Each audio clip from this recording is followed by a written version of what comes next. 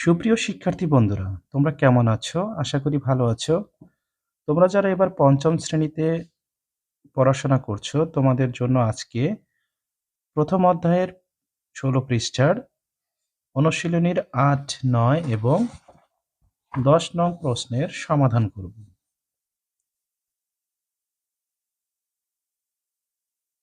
তো ৮ নং প্রশ্নে কি আছে আমরা একটু পড়ে দেখি।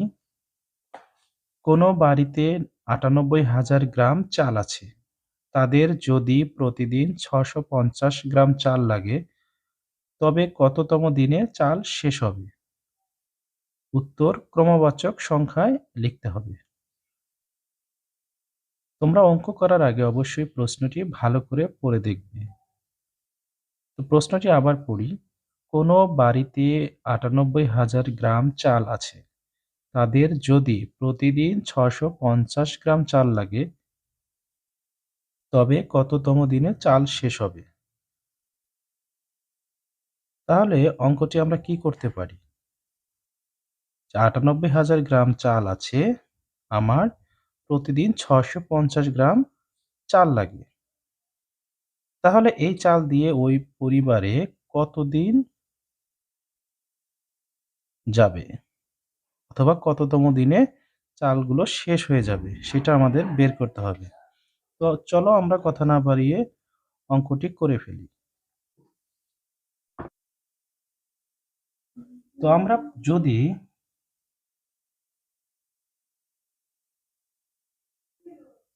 আমরা যদি ৯৮,০০০ গ্রাম কে ৬৫০ গ্রাম দিয়ে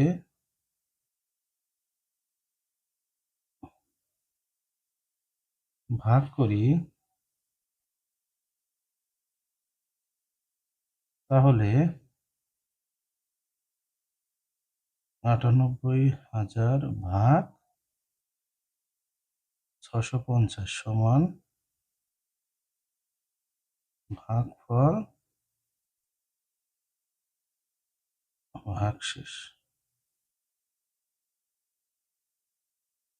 অর্থাৎ আমরা ৬৫০ গ্রাম দিয়ে ৯৮,০০০ গ্রামকে ভাগ করব। ভাগ করে যে ভাগফল হবে সেটা এখানে বসাবো এবং ভাগশেষ যদি থাকে সেটা এখানে বসাবো।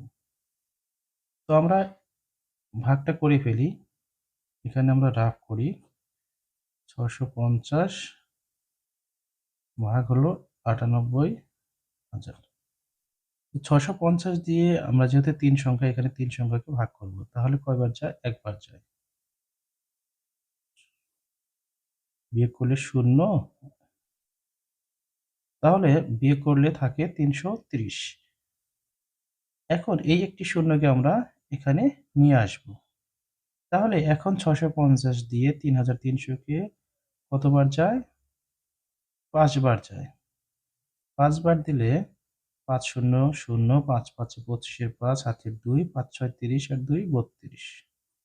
তাহলে বিয়োগ করলে থাকে ৫০। এখানে আরেকটি শূন্য আছে, সেটা আমরা এখানে নিয়ে আসব। আর এখানে নিয়ে আসলে যদি ভাগ না যায়, তাহলে এই শূন্যটিকে এখানে ভাগফলে বসিয়ে দিতে হবে। তাহলে আমরা ভাগফল পেলাম ১৫০ ভাগশেষ ৫০০ বসিয়ে দিলাম। তাহলে আমরা কি লিখতে পারি যে ১৫০তম দিন চলার পরেও ৫০০ গ্রাম চাল অবশিষ্ট থাকবে। তাহলে সুতরাং ১৫০ যোগ ১ সমান ১৫১তম দিনে চাল শেষ হবে। আশা করি তোমরা বুঝতে পেরেছ। কেননা ১৫০ দিন চালগুলো খাওয়ার পরেও আমার কি হবে 500 গ্রাম চাল বেশি থাকবে। তাহলে অবশ্যই আমাদের আরো ১ দিন যাবে অর্থাৎ ১৯১ তম দিনে চালগুলো শেষ হয়ে যাবে। সেজন্য আমরা ১৫০ এর সাথে ১ যোগ দিয়েছি। তাহলে আমরা উত্তর আমাদের ক্রমবাচক সংখ্যায় লিখতে বলেছে। তাহলে আমরা লিখব উত্তর ১৫১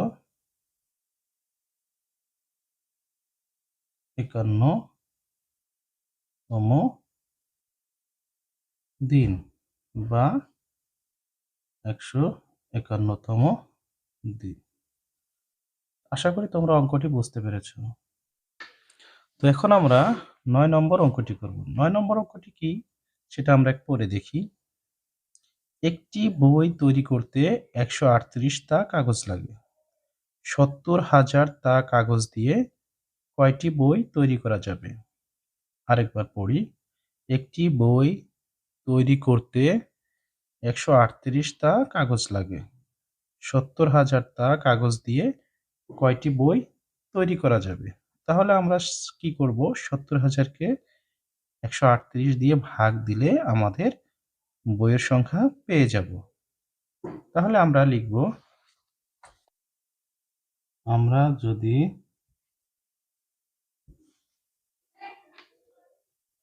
৭০,০০০ কে ১৩৮ দিয়ে ভাগ করি তাহলে ৭০,০০০ ভাগ ১৩৮ সমান ভাগফল ভাগশেষ। অর্থাৎ ভাগ করার পরে যে ভাগফল যেটা হবে সেটা এখানে বসাবো আর ভাগশেষ যদি থাকে সেটা এখানে বসাবো। তাহলে আমরা ভাগ করে দেখি। এখানে রাফ লিখলাম ১৩৮ ভাগ ৭০,০০০। এখানে ৩ সংখ্যা, এখানে ৩ সংখ্যাকে ভাগ করব। কতবার যায়? ৫ বার। ৫, ৫ ৮ ৪০ শূন্য হাতের ৪, ৩ ৫ ১৫, ৮ ৪ ১৯ ৯ হাতের ১, ৫ একে ৫ আর একে ৬। বিয়োগ করলে থাকে ০ আর ১, ১০ থাকে। তো এখান থেকে একটা শূন্য এখানে নিয়ে আসবো। তো এখানে ১৩৮, এখানে ১০০, তাহলে ভাগ যায় না। সেজন্য আমাকে আরেকটি শূন্য এখানে আনতে হবে। আরেকটি শূন্য আনতে চাইলে এখানে একটা ভাগফলের শূন্য দিতে হবে। এখন এখানে ১০০০ কে ১৩৮ দিয়ে ভাগ করব। কতবার যায়? আমরা এটা হিসাব করে দেখব। তো এখানে ৭ বার যায়। তো ৭ দিয়ে কত হয়? ৭ ৮ ৫৬, ৬ হাতের ৫, ৩ ৭ ২১ আর ৫ ২৬ ৬ হাতের ২, ৭ ১ ৭ আর ২ ৯, ৪ ৩। তো বিয়োগ করলে থাকে ৩৪। তাহলে আমরা ভাগফল পেলাম কত? ৫০৭। এখানে বসিয়ে দেব। ৫০৭ ভাগশেষ হচ্ছে ৩৪। তাহলে আমরা এখন কি লিখব? যে ৫০৭ টি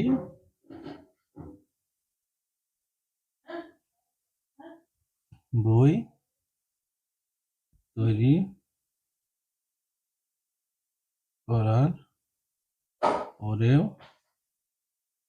৩৪ টি তা অবশিষ্ট থাকবে। তাহলে আমার কি কয়টি বই তৈরি করতে পারবো? আমরা পেলাম ৫০৭ টি। তাহলে উত্তর ৫০৭ টি বই তৈরি করা যাবে। আশা করি তোমরা বুঝতে পেরেছ। এখন আমরা ১০ নম্বর অঙ্কটির সমাধান করব। ১০ নম্বর অঙ্কটি হচ্ছে, শফিক সাহেব তার নিজ গ্রামের দরিদ্র মানুষের মাঝে ৭৫০টি ৫০০ টাকার নোট দান করলেন। তিনি মোট কত টাকা দান করলেন? আরেকবার পড়ি। শফিক সাহেব তার নিজ গ্রামের দরিদ্র মানুষের মাঝে ৭৫০টি ৫০০ টাকার নোট দান করলেন। তিনি মোট কত টাকা দান করলেন? এটাকে কি করতে হবে? আশা করি তোমরা বুঝতে পেরেছ যে ৫০০ টাকার নোট কয়টি? ৭৫০টি। তাহলে মোট টাকা কত হবে? অবশ্যই এটা গুণ হবে।